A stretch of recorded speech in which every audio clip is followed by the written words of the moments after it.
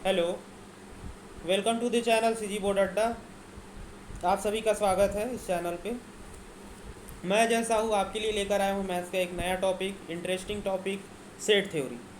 आज हम बात करेंगे समुच्चय सिद्धांत क्या होता है। इसे हिंदी में हम समुच्चय के नाम से जानते हैं। तो बेसिकली आज जानेंगे समुच्चय क्या है, इसका इंट्रोड्यूस सबसे पहले किस देश ने किया और किस गणितज्ञ ने इसका खोज किया था। चलिए स्टार्ट करते हैं वीडियो। Introduction part. तो सेट थ्योरी का इजाद इन्होंने किया था, जॉर्ज कैंटर नाम है इनका। जॉर्ज कैंटर ने इनका आविष्कार किया था। इन्होंने पाया, जब इन्होंने त्रिकोणमितीय सीरीज, ट्रिग्नोमेट्रिक सीरीज था, एक श्रेणी था, उसे सॉल्व कर रहे थे, तब इन्होंने सेट थ्योरी पहली बार इंट्रोड्यूस किया था। इसलिए इनका पूरा क्रेडिट इनको ही जाता है, जॉर्ज कैंटर। इसके बाद कई गणितज्ञ आए, इन्होंने सेट थ्योरी पर काम किया है।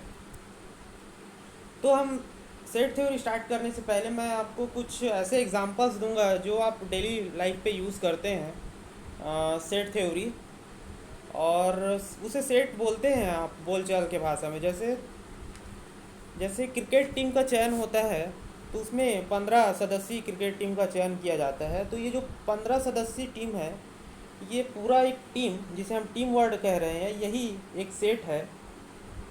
बस इसमें एक कंडीशन होता है, मैथमेटिकल कंडीशन। उस कंडीशन को समझना है कि हम कब उसे मैथमेटिकली रूप से, इसको जो टीम है, इसे सेट कहेंगे। और भी एग्जांपल्स हैं हमारे लाइफ में। जैसे कोई भी लैंग्वेज का एक वर्णमाला होता है, अल्फ़ाबेट्स होते हैं जैसे इंग्लिश में, वैसे ही हिंदी में वर्णमाला होता है। तो इनका जो संग्रहण है, या बोलेंगे सेट जो है, या कलेक्शन जिसे कहेंगे हम, कलेक्शन एक अच्छा वर्ड है, तो ये जो है सेट कहलाता है। लेकिन हम गणितीय रूप से उसे सेट कैसे कहेंगे, ये आगे डेफिनेशन के माध्यम से हम समझने की कोशिश करेंगे। और भी एग्जांपल्स है, जैसे ताश की गड्डियों में उपस्थित पत्तियां जो फिक्स होती है, 52 होगी, और उनमें भी फिक्स होती है कि कौन सी पत्ती कैसी होगी। तो ये जो 52 पत्तियों का संग्रहण है या कलेक्शन है, इसे ही हम सेट कहते हैं। लेकिन ये आम बोलचाल की भाषा में कहते हैं, लेकिन गणितीय रूप में जब हम इसे कहेंगे, व्यक्त करेंगे, तो उसका एक वेल डिफाइंड डेफिनेशन होगा। जिसका डेफिनेशन जानने से पहले हम कुछ एग्जांपल्स देख लेते हैं। Let us think in the following statement. जो गणित में यूज़ होते हैं, उन स्टेटमेंट्स को हम देख लेते हैं पहले, ठीक है। Odd natural number which is less than 10। विषम प्राकृतिक संख्याएं जो 10 से कम है, विषम होनी चाहिए, और प्राकृतिक संख्याएं जो 10 से कम है, ऐसे संख्याओं का कलेक्शन बना लो भाई, एक कलेक्शन, ठीक है। कलेक्शन वर्ड आएगा बार बार। कलेक्शन, या हिंदी में बोले तो संग्रह बोलेंगे। तो इसका यूज़ आपको सेट थ्योरी में मिलते जाएगा इन वर्ड्स का। इसके बाद एक और एग्जांपल है mathematically, vowel of the English alphabet. अंग्रेजी वर्णमाला में जो स्वर यूज़ होते हैं, जैसे ए ई आई ओ यू, तो ये कलेक्शन हो गया, एक प्रकार का कलेक्शन हो गया, संग्रहण बोल सकते हैं इसको, संग्रहण। तो ये एक सेट है। लेकिन सेट कब बोलेंगे, कैसे बोलेंगे, आगे अभी पढ़ेंगे डेफिनेशन के माध्यम, तब हम अच्छे से क्लियर करके बता पाएंगे कि किसे हम एक्चुअली सेट बोल सकते हैं। जैसे टाइप ऑफ ट्रायंगल है, तो basically type of triangle 2 type से होते हैं, 2 टाइप से डिवाइड किया जाता है बेसिकली। एंगल के दृष्टिकोण से त्रिभुज 3 प्रकार से होते हैं, और भुजा के, उसके साइड्स के हिसाब से भी 3 प्रकार के ही होते हैं। अगर वो 3 प्रकार आपको याद है तो कमेंट बॉक्स में ज़रूर कमेंट करें। टोटल 3 + 3 हो गया 6। त्रिकोणमिति में इसका यूज़, सॉरी, त्रिभुज 6 प्रकार के होते हैं। इसे कमेंट जरूर कीजिएगा अगर आपको आता हो। नहीं आता होगा तो अगले वीडियो में मैं बता दूंगा, ठीक है। चलिए, रूट्स ऑफ द इक्वेशन, ये वर्गमूल का एक, सॉरी, वर्ग समीकरण है ये। इसका मूल 2 और 3 है, ये फिक्स है।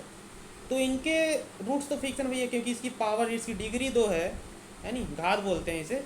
उसकी डिग्री 2 है, तो भैया 2 ही रूट्स होंगे उसके, 2 और 3। 2 और 3 इसका रूट है। कैसे निकालते हैं, 10th क्लास का है, ठीक है भाई। 9th क्लास में भी आई थिंक, मेरे ख्याल से पढ़ते हैं इसे। तो ये रूट्स, तो स्टेटमेंट्स अभी हम देख रहे थे, गणितीय स्टेटमेंट्स देख रहे थे, जो सेट के रूप में यूज़ करते हैं। अब आते हैं डेफिनेशन पे। डेफिनेशन क्या कहते हैं? A set is a well defined collection of distinct objects. इसे हिंदी में पढ़ लेते हैं एक बार। सेट एक जो है वेल डिफाइंड मतलब होता है सुपरिभाषित, समुच्चय सुपरिभाषित वस्तुओं का एक संग्रह होता है जिसमें अलग अलग ऑब्जेक्ट मतलब वस्तुएं होती है। ऑब्जेक्ट का मतलब यहाँ पे डिफाइन किया है, also known as the sets element, उसे हम एलिमेंट या अवयव कहते हैं, और मेंबर या सदस्य कहते हैं। कैन बी एनीथिंग, वो कुछ भी हो सकता है। कैसे? नंबर हो सकता है, वो नंबर भी हो सकता है, ठीक है, लेटर भी हो सकता है of the alphabet and so on. इसी प्रकार और कई प्रकार से हम दिखा सकते हैं।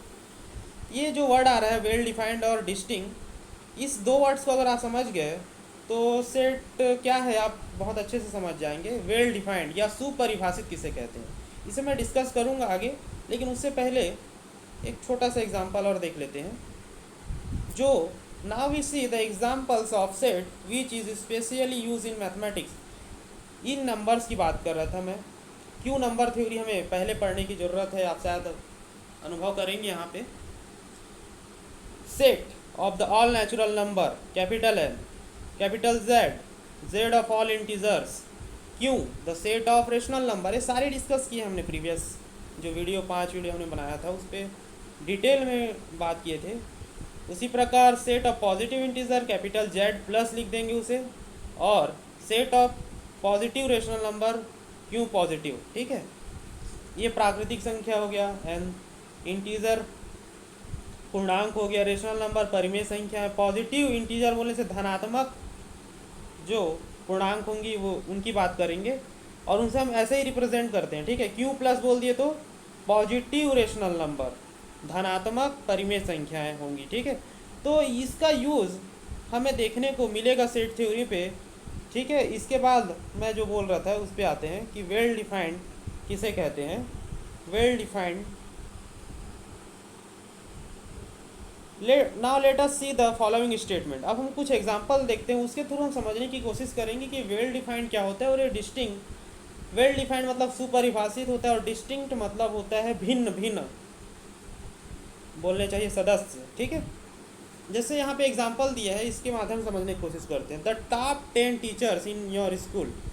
तो टॉप 10 टीचर्स की लिस्ट निकालने में बोलूँगा, किसको बोलूँगा भाई? अपने स्टूडेंट्स को बोलूँगा कि आपकी स्कूल में जो टॉप 10 स्टूडेंट है, 4 स्टूडेंट है मेरे पास, कोई भी नाम हो सकता है, RSPQ, कुछ भी नाम दे देंगे। तो इनको बोल दिया जाए कि भाई जाइए अपने स्कूल में बताइए मुझे, सेम स्कूल में पढ़ते हैं ना ये सभी, इन योर स्कूल बोला है, तो 10 टीचर्स खोज के लाइए जो टॉप करते हों। तो पहला नंबर पे ये डालेगा अपने हिसाब से टीचर। तो इस प्रकार से चारों अपने अपने हिसाब से नंबर अपने टीचर्स को मार्क्स देंगे और बोलेंगे ये मेरे तरफ से बेस्ट है, ये मेरे तरफ से बेस्ट है। तो क्या आप ये बोल सकते हैं कि चारों जो स्टूडेंट्स हैं वो एक ही प्रकार के, मतलब बोलना चाहिए अंक अपने टीचर्स को देंगे या प्रायोरिटी देंगे? जैसे 1 नंबर पे ये जो रख रहा है, हो सकता है R उसी को 5वें नंबर पे रखता हो या किसी भी नंबर पे रख सकता है, P उसी को 7वें नंबर पे रख रहा है, Q उसी को 9वें नंबर पे रख रहा है, कुछ भी ले सकता है ना, क्योंकि ये उसके हिसाब से, मैंने कोई कंडीशन नहीं दिया है उन्हें, बस ये कहा है कि जो टॉप 10 है आपके स्कूल में वो बताइए मुझे, तो वो अपने हिसाब से राय रख सकते हैं। तो यहाँ पे वेल डिफाइंड नहीं हुआ, जबकि हम गणित में वेल डिफाइंड की बात हमेशा कहते हैं, सुपरिभाषित, फिक्स होता है उसका आंसर। जैसे अभी हमने प्रीवियस पेज पे देखा था कि एक इक्वेशन है, उसका जो रूट होता है वो फिक्स होता है कि वही रूट उसका होगा। उसी प्रकार जो स्कूल में जो टीचर्स हैं, अगर मैं बोल दिया किसी को बोल दिया जाए कि 10 टीचर खोज के लाइए जो बेस्ट हों, तो सबका राय एक ही हो, जरूरी नहीं है। उसी प्रकार एक और एग्जांपल है, ठीक उसी प्रकार यदि मैं बोलूं कि टॉप 3 बैट्समैन जो भारतीय क्रिकेट टीम में हैं उनका चयन कीजिए आप, तो हो सकता है यहाँ पे युद्ध भी हो जाए ऐसा बात है ये, क्योंकि अलग अलग व्यक्ति विशेष की अलग अलग राय होती है। जैसे मैं अगर 3 बंदों को बोल दूं कि जाइए आप 3 बैट्समैन खोज के लाइए, भारतीय बैट्समैन जो टॉप करते हो टॉप 3 हो, तो मैं बोल दूंगा सचिन पहले नंबर, मुझे सचिन अच्छा लगता है। तो कोई बोलेगा नहीं धोनी भी तो अच्छा है, 2 वर्ल्ड कप जिता के लाया है। इसी प्रकार फिर अभी बोल देंगे विराट कोहली भी है। तो इसी प्रकार हमारे बीच मतभेद हो सकता है, तो इसे हम वेल डिफाइंड नहीं कहेंगे भाई, ठीक है। इन बातों को शायद आप समझ पा रहे होंगे कि वेल डिफाइंड हम किन्हें कह रहे हैं, जो फिक्स होता है मैथमेटिकली रूप से। उसी प्रकार बेस्ट सिंगर्स की लिस्ट अगर मैं पूछूं किसी से, तो हो सकता है उसकी फरमाइश के ऊपर या वो कैसे सॉन्ग सुनता है उस पर डिपेंड करता है।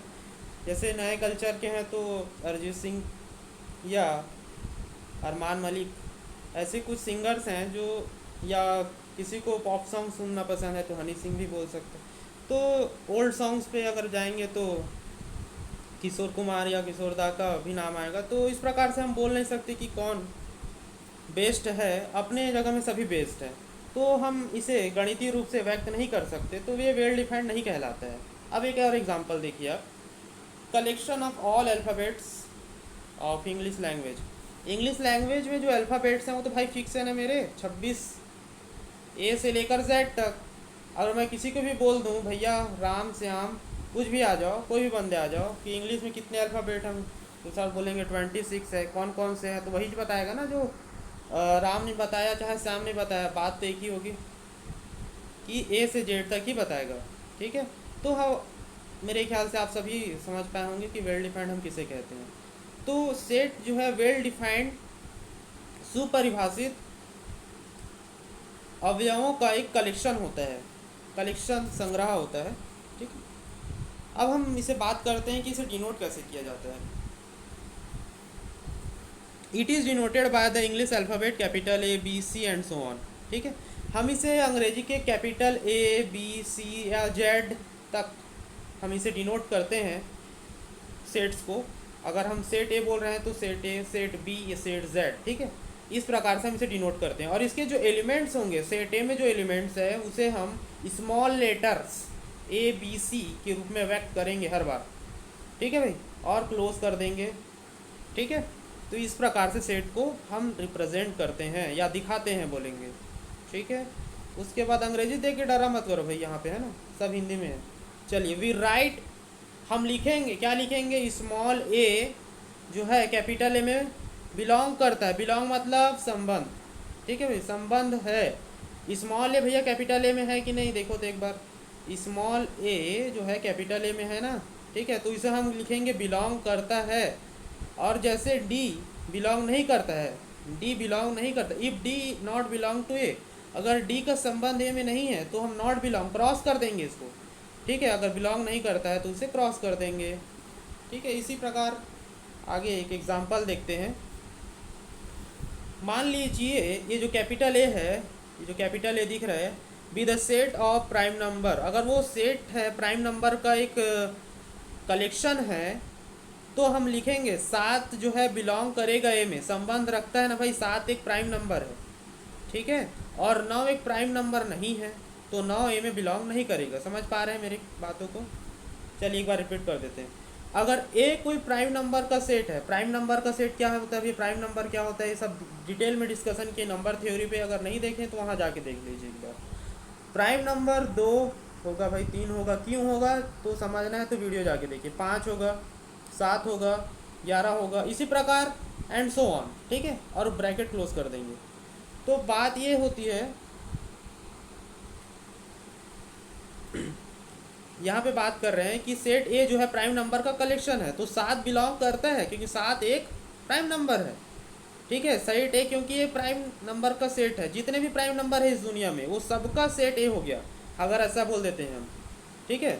अगर सेट ए प्राइम नंबर का सेट है बोल दिए तो जितने भी दुनिया में नंबर हैं, प्राइम नंबर्स होने चाहिए, वो सेट ए में आ जाएगा। तो 7 एक सेट नंबर, 7 जो है एक प्राइम नंबर है, तो ए में बिलोंग तो करेगा ना भाई, उसका संबंध उस सदस्य में, उसका सदस्य रहेगा। जबकि 9 नहीं होगा तो उसे नहीं लिखेंगे। आई थिंक समझ पाए होंगे यहाँ तक। चलिए आगे देखते हैं। रिप्रेजेंटेशन ऑफ सेट, हम रिप्रेजेंट कैसे करेंगे सेट को। जैसे अभी तक हमने जो रिप्रेजेंट कर रहे थे वो हमने बेसिकली टैबुलर और रोस्टर फॉर्म, इसे हिंदी में भी रोस्टर फॉर्म ही कहते हैं, इसी में हमने दिखाया है कि रोस्टर फॉर्म में कैसे व्यक्त करते हैं। सेट बिल्डर फॉर्म या समुच्चय निर्माण विधि, इस पर भी बात करेंगे, आज ही याद करना है इसके बाद। तो इस बेसिकली दो प्रकार से ही हम डिनोट कर सकते हैं सेट को, एक तो रोस्टर या टेबुलर फॉर्म और दूसरा है सेट बिल्डर या समुच्चय निर्माण विधि। पहला फॉर्म देख लेते हैं, रोस्टर और टेबुलर फॉर्म। इस फॉर्म में हम क्या करते हैं, जो सेट में जो एलिमेंट, सेट मतलब समझ पा रहे हैं, कोई भी सेट मान लीजिए सेट ए है, उसके अंदर जो एलिमेंट्स हैं ये, ठीक है, ये भी एक रोस्टर फॉर्म है। तो इसमें हम क्या करते हैं रोस्टर फॉर्म में, अगर कोई सेट ए है, उसके जो एलिमेंट्स हैं ए बी सी जो भी हो सकता है, 1 2 3 कुछ भी हो सकता है, उसे हम लिस्ट में बना के रखते हैं और ब्रैकेट क्लोज कर देंगे, और जो एलिमेंट्स हैं उन्हें कॉमा लगाकर सेपरेट करते हैं, अलग करते हैं, कॉमा लगा दो अलग हो जाएगा, ठीक है। तो इस प्रकार से हम रोस्टर या टेबुलर फॉर्म में व्यक्त करते हैं। इसका एक इमेज के द्वारा मेरे ख्याल से ज़्यादा अच्छे से क्लियर होगा, इस इमेज में देख लीजिए। चलिए, आई थिंक इमेज अगले पेज पे है। चलिए पहले यहाँ पे देख लेते हैं, पहले रोस्टर फॉर्म में कैसे व्यक्त करेंगे। एग्जाम्पल देख लेते हैं, सेट ऑफ नेचुरल नंबर जिसकी बात कर रहे हैं, तो नेचुरल नंबर को हम रोस्टर फॉर्म में इस प्रकार से व्यक्त करेंगे कि 1 के बाद 2 के बाद 3 एंड सो ऑन। इसी प्रकार आगे भी बढ़ेगा। The set of all vowel in English alphabet, जो इंग्लिश अल्फ़ाबेट्स में वोवेल्स हैं वो ए ई आई ओ यू, उनका कलेक्शन है। हाँ भाई, यहाँ पे एक बात नोट करना है, जो वर्ड है set, the set of all letter of mathematics, जो मैथमेटिक्स में जो 11 वर्ड्स हैं, सॉरी 11 वर्ड्स हैं, सॉरी मैथमेटिक्स में जो 11 ये मैथमेटिक्स में जो 11 ये 11 अल्फ़ाबेट्स हैं, उन्हें हम सेट के रूप में कैसे व्यक्त करेंगे। सॉरी, थोड़ा सा तबीयत ठीक नहीं, गलत। तो यहाँ पे तो जो set of all letter of mathematics है वो हम कैसे लिखेंगे भाई, तो जेड के रूप में अगर दर्शाएं इसे, तो जेड के रूप में लिखा है। देखिए भाई, यहाँ पे MATHEICS लिखा है, ठीक है। तो इसमें हम जो इसके लेटर्स हैं, जो मैं बोल नहीं पा रहा था, लेटर्स हैं, थोड़ा गला दब गया है, थोड़ा बैठ गया है मेरा गला, ठीक है। जो मैथमेटिक्स वर्ड है यहाँ पे, इसमें जो वर्ड्स हैं, जो लेटर्स हैं, सॉरी, उन्हें हम रिपीट नहीं कर पाएंगे भाई, रिपीट नहीं लिखना है कभी भी। जो लेटर्स हैं उन्हें रिपीट नहीं करेंगे सेट के फॉर्म में जब भी लिखेंगे। आगे और अच्छे से डिटेल में पढ़ेंगे कि क्यों नहीं लिखते हैं, क्योंकि ये दोनों इक्वल हो जाएगा। और मान लो मैं और इसी का एक फॉर्म बना दूँ और यहाँ पे डबल एम कर दूँ, तब भी कोई दिक्कत नहीं है, सेम ही रहेगा दोनों, ठीक है। सेम लिख दूँ, अगर 2 बार एम लिख दूँ तब भी कोई फ़र्क नहीं पड़ेगा, ठीक है। चलिए, इसके बाद अगला जो स्लाइड है उस पर देखते हैं, सेट बिल्डर फॉर्म।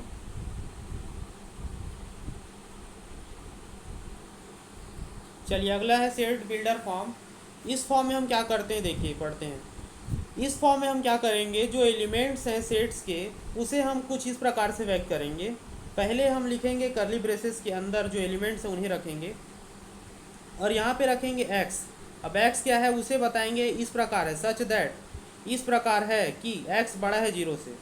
तो ऐसा सेट बनाएंगे, मान लीजिए सेट ए है, वे सारे नंबर्स को रखेंगे जो 0 से बड़े हैं, 0 से बड़े 1 2 3, इसी प्रकार आगे, ठीक है, जो 0 से बड़ा है। और यहाँ पे क्लियर नहीं है कि कौन से नंबर्स होंगे, तो यहाँ पे पॉइंट्स में भी नंबर आ सकते हैं, ठीक है भाई। तो इसमें पॉइंट्स में भी नंबर आ सकते हैं, क्योंकि यहाँ पे क्लियर नहीं है कि x किस प्रकार का नंबर है। तो एक और इमेज है, उसके द्वारा और थोड़ा क्लियर करते हैं इसे, सेट बिल्डर फॉर्म कैसे करेंगे। देखिए, 2 ब्रेसेस लगाएंगे सबसे पहले काम, तो उसके अंदर हम एलिमेंट्स को डिस्क्राइब करेंगे कि x जो, हाँ यहाँ पे क्लियर है, देखिए x जो है टाइप ऑफ नंबर, किस प्रकार का नंबर है, तो बोलेंगे रियल नंबर है, ठीक है। और x एक रियल नंबर है, जो कंडीशन देंगे यहाँ पे कि जो 3 या 3 से बड़े हैं, बराबर और बड़े हैं, ठीक है। इस प्रकार एक सेट का निर्माण होगा। चलिए एक बार पढ़ लेते हैं। In this form of representation of set element, of the set describe by using symbol x symbol का यूज़ करेंगे और एनी अदर कुछ भी वेरिएबल्स ले सकते हैं, एक्स वाई जेड या ए बी सी, स्मॉल में रहना चाहिए बस, ठीक है। द सिंबल सच दैट, ये जो सच दैट यूज़ करते हैं हम, ये सिंबल सच दैट है, सच दैट पढ़ेंगे इसे, ठीक है। और सच दैट के लिए यूज़ करते हैं और उसकी जो प्रॉपर्टीज़ होंगी इसे सच दैट के बाद लिखते हैं। चलिए इसको एक बार पढ़ के देखते हैं कैसे पढ़ेंगे। द सेट ऑफ ब्रैकेट जब ओपन होगा तो क्या पढ़ेंगे, the set of all x such that x is greater than 0। ऐसे सेट का कलेक्शन जो एक्स है और वो एक्स इस प्रकार है कि 0 से बड़े हैं, ठीक है, इस प्रकार कलेक्शन होगा। दूसरा कलेक्शन क्या बोल रहा है, टाइप ऑफ नंबर, एक्स एक रियल नंबर होगा, वास्तविक संख्या होगा, इस प्रकार होगा कि 3 से बड़ा या बराबर होगा। इसी प्रकार आगे एक और एग्जाम्पल है, उसे देखते हैं। चलिए एग्जाम्पल्स की कमी नहीं है, बहुत सारे एग्जाम्पल्स हैं। Let A denote the set of even number between 6 and 14। देखिए क्या बोल रहा है, ए एक सेट है, कैपिटल ए एक सेट है जो इवन नंबर का कलेक्शन है, और इवन नंबर में तो समझ रहे हैं सम संख्या, ठीक है, सम संख्या जो 2 से डिविजिबल होते हैं, जो 2 से भाग चले जाते हैं, 6 से 14 तक है, ठीक है, उन्हें हमें दर्शाना है। 6 से 14 तक जो संख्याएं होंगी उन्हें हमें सेट बिल्डर फॉर्म में दर्शाना है। कैसे दर्शाएंगे, थोड़ा दिमाग लगाना है। क्या करेंगे, एक्स लेंगे, एक्स कैसा नंबर है भाई बोल दिए, एक्स के बाद ये जो लाइन दिख रहा है उसे सच दैट पढ़ते हैं भाई, इस प्रकार है, सच दैट इस प्रकार है, ठीक है। चलिए ए बराबर x such that x is an even number, x एक सम संख्या है और वो सम संख्या कहाँ तक ट्रेवल कर रहा है, 6 is less than x is less than 14, मतलब 6 छोटा है एक्स से और एक्स छोटा है 14 से, मतलब 14 और 6 के बीच का रेंज डिफाइन कर दिए। तो इसमें कैसे नंबर आएंगे भाई, 2 4 नहीं आएगी, क्योंकि कंडीशन में हमने कैसा लिया है, 6 से बड़े, 6 से बड़े मतलब 8 हो जाएगा, फिर 10, फिर 12 और 14 को नहीं लेंगे भैया ना, 14 क्योंकि लेस देन के फॉर्म में, इक्वल टू के में रहता तब लेते, ठीक है। तो इस प्रकार से मेरे ख्याल से समझ पाए होंगे आप सभी। इसके बाद एक और एग्जांपल है, मेरे ख्याल से वहाँ से और अच्छे से क्लियर होगा आपको। ये प्रैक्टिस वाला काम है, थोड़ा शुरुआत में लगता है थोड़ा सा ना। If x is equal to 4 5 6 7 is the roster form, अगर ये रोस्टर फॉर्म में लिखा है तो मैं उसे सेट बिल्डर फॉर्म में कैसे लिखूँगा, तो इसे एक्सप्रेस ऐसा करेंगे, इसको x में बोल दो यार, इसको a बोलने होता है यहाँ पे। a is equal to X such that x is a natural number, x एक नेचुरल नंबर है, ठीक है, और 3 से 8 के बीच में है, ठीक है भाई, 3 और 8 के बीच है और ऐसा नेचुरल नंबर है। तो नेचुरल नंबर मतलब जो 3 से 8 के बीच है, तो क्या क्या आएगा, 4 आएगा, उसके बाद 5 ही आएगा, उसके बाद 6 आएगा, उसके बाद 7 आएगा। ध्यान रखिए अगर ये कंडीशन फेल हो जाता है, मान लीजिए कोई ऐसा कंडीशन लगा दें कि ये सारे एलिमेंट्स ना आ पाए, तो ये जो हम एक्सप्रेस कर पा रहे हैं ये गलत हो जाएगा भाई, ठीक है। और एक एग्जांपल है, इसे देख लेते हैं।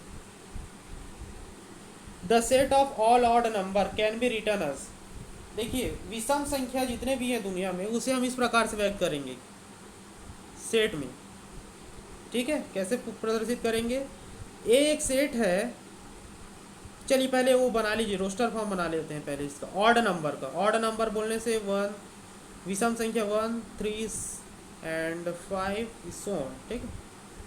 देखिए शुरुआत में लगेगा थोड़ा सा टफ, लेकिन ये बहुत ईजी है।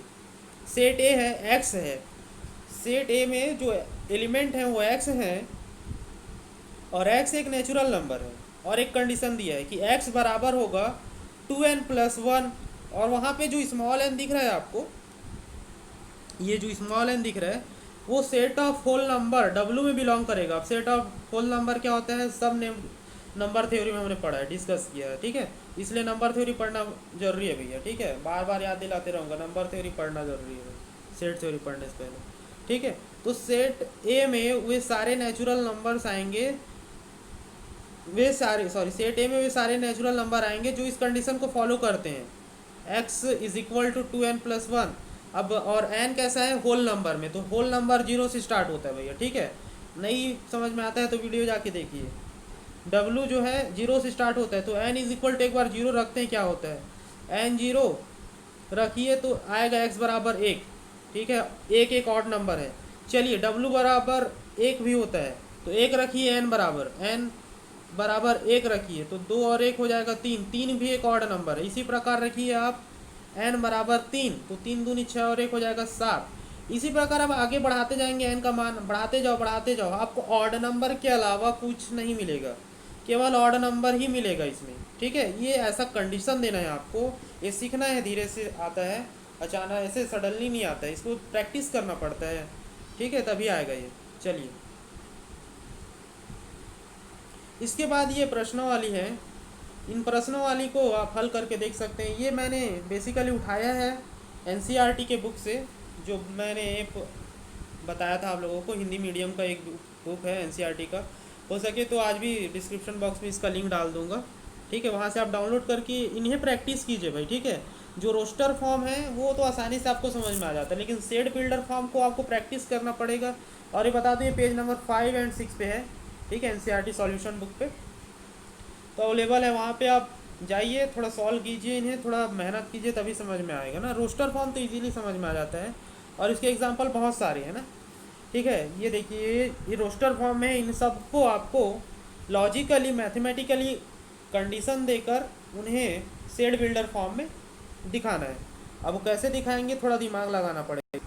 सो यहाँ तक रखते हैं video. Thank you for watching this video and share this video if you like share करते रहिए, इससे हमारा मनोबल बढ़ता रहता है। So thank you for watching this video, have a good day, bye.